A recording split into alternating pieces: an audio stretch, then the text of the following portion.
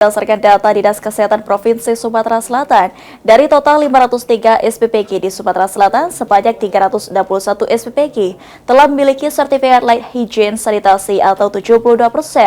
Adapun SPPG yang belum mengantongi SLHS maksud kami masih belum memenuhi kriteria inspeksi kesehatan dan keamanan pangan.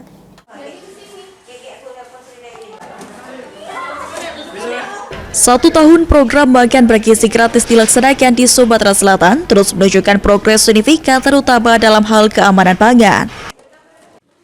Kabid Kesehatan Masyarakat Dinas Kesehatan Sumatera Selatan, Dedi Irawan mengatakan, dari total 503 SPPG yang terdata di Sumatera Selatan, sebanyak 361 SPPG atau sekitar 72% telah mengantongi izin sertifikat layak higienis sanitasi. Sertifikat ini menunjukkan bahwa sarana penyediaan pangan tersebut telah memenuhi standar kebersihan dan keamanan pangan sesuai ketentuan yang berlaku.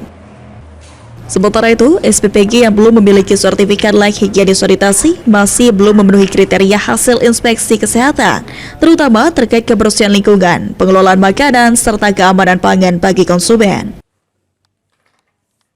Yang kami ketahui, SPPG yang ada di Sumsel itu sekitar 503 SPPG ya.